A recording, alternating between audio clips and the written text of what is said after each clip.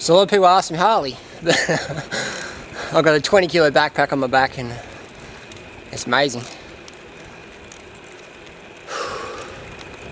People ask me, Harley, the fruit's got simple sugars, and the wankers at Weight Weenies and Weight Watchers, weight losers say that for these simple sugars, I don't get obese. I'll tell you what, in 2002, I learned about how fruit's like the best food for humans, the best source of carbohydrates, you know, most nutrient dense per calorie, easiest to digest, most sustainable, most tasty, you know, most environmental, etc, etc, etc. So I thought, okay, I'm going to eat more fruit. And I started off in 2002 by eating 20 kilos of bananas a week. Which back then I was just like, 20 kilos of bananas? Oh man, that's so much. And everyone was laughing at me. And 20 kilos of bananas is only about 10,000 calories. So divide by 7, that's about 1,400 calories a day. And I'm eating now anywhere between 10,000 calories a day from fruit, up to, not every day. Every day is 3,500, 4,500 a day. And so you think after 8 years of eating, overeating they say, insane amounts of fruit, I'd be obese, shouldn't I? And I don't train that much, you know, I train about 80 minutes a day. Most people in cycling train way more than that. 80 minutes a day, you're just cruising around, around 50% of max heart rate, a race, most weekends, you know. But I've had a few years off racing. And look how fat I've become. I mean, look at my cheeks. You know, they're bulging out with excess fat. Look at my arm. Look at that fat on that tricep, shaking it. Look at that fat dripping off there, you know what I mean? That's crazy. Flat stomach, I don't know if you can see it. You know what I mean? It's sort of like, people say the fruit makes you fat, and it's like, I understand that. It's just a myth that's been put out there, because if you eat fruit, you're not going to need all the weight loss bullshit out there. You're going to need all the antidepressants and stimulants to wake up, and all the antacids and all the superfood hype that all these superfood dudes sell. Colostrum and ayahuasca drugs and LSD and things like that, because life becomes a trip when you're healthy. So I'm saying, okay, Harley, I've tried your advice and I put on a few pounds. And I'm like, good. Your body probably needs to put on a few pounds, because the years of starvation you've put it under. You know, training too much, trying to live too much on late nights and too much coffee, eating, under eating. That's how your body's going, alright, we're going to store a bit extra fluid, we might store a bit extra fat, get our hormones back in shape. So you put on a few pounds. And a lot of people freak out and go, oh, I've been doing this for 2 months and I've abused my body for the last 20, 30, 40, 50, 60 years. And I've been eating healthy for 2 months. And I want it all reversed in 2 months. It's not working, Harley.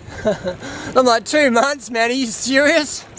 It took me 5 years of consistent training to be half decent in cycling. And that's what happens to the average person, at least 3 to 5 years of hard work, commitment, persistence, resistance to self-doubt, taking advice and people getting the results you desire.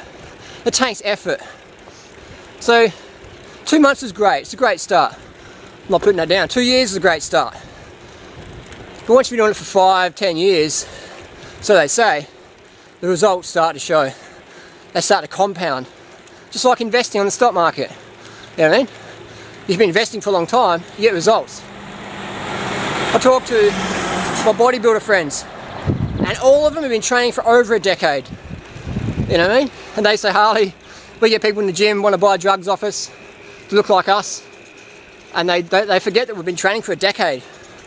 And like, yeah, the same with my industry, you know, people want results in 2 months. And you can get some impressive results in 2 months, but it all depends how much you used to abuse yourself. So if you've gone from an 8-pack, from overtraining, undersleeping, under-eating, under-drinking, to just a flat stomach, and you're freaking out, get a life. You know what I mean? Shift your priorities, seriously though. I don't mean to poke fun, but if your whole life is about your body fat percentages, you're in the wrong lifestyle. You might as well become a heroin addict. You know, it's sort of a supermodel or something like that. But even them, not even them today, all ripped all year long. So also understand the body's going to do its thing, and all we can do is give it love, get it nurturing, give it heaps of carbohydrates, 10 grams of carbs per kilo per day, lots of water, start a day with a litre of water, as much sleep as you can. The body will do its thing. So if your body changes in a couple of months, don't freak out. You know what I mean? This is not the short road, man, this is the long road. This is the road for the rest of your life. If you want a quick fix, just take drugs or go and join the desperate other people doing that, you know. But if you're into hardcore results with hardcore effort, smart effort, not stupid hardcore, smart hardcore, then this is the right life for you, you know. Because once you hit 50, 60, 70, 80, that's when a lot of stuff matters, you know. Plus now, it's good to feel good now. Does that make sense? So if you think you're getting fat from fruit, stand back, have a look at the bigger picture, maybe get a life, maybe put more focus on your family, put more focus on your community, put more focus on living your life purpose, or if you don't know what it is, finding your life purpose and living that. Yes, and thinking you can't do this because you're not 3% body fat, that's very limited thinking, and that's just crazy. That's just like saying, I'll be happy when my kids are perfect, when everyone treats me nice, when I'm the best mother or father, and everyone loves me and not a single person disagrees with me, then I'll be happy. I'll tell you what, never gonna happen. Be happy now. Doesn't matter what body fat percentage you eat, doesn't matter what you eat, just be happy now. And let your happiness make you want to make happier choices, better choices. Alright, enough of me ranting.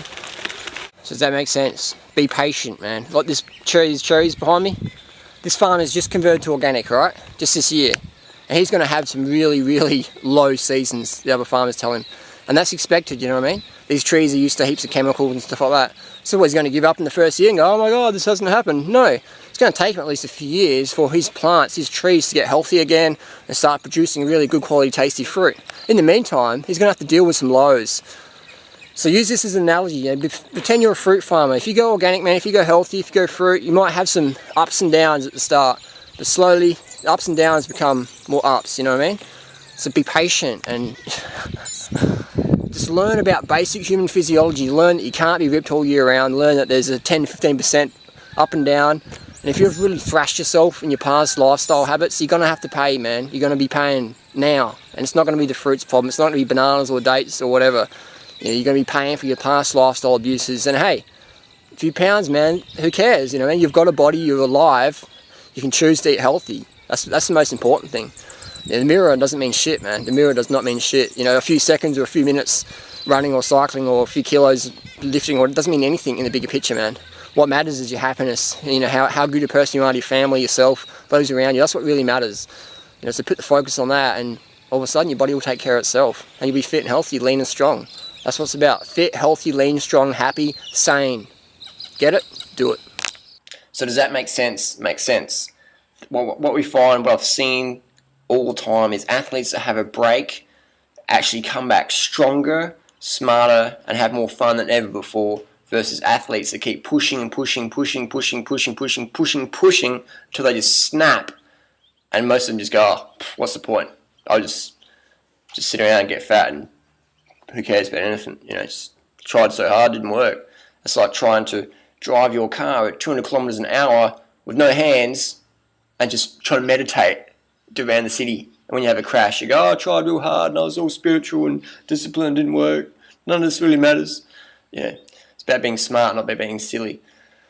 So have the breaks, take as much time as you need off, set new goals, realistic goals, and work towards them eventually. And understand that you can't push your body harder than it wants to be pushed. You can't take drugs and expect to perform better long term. You'll perform better short term, but what drugs give you, they will take away from you in the long term. Just look at the top athletes that, you know, abuse themselves, and look at what they're happening to now. You look at the football players, some of the cyclists who are dead, swimmers, runners, soccer players, abuse their bodies, did the drugs, starved themselves, thrashed themselves, live for the moment, which is good. I mean, live for the moment, but sensibly for the moment, you know what I mean?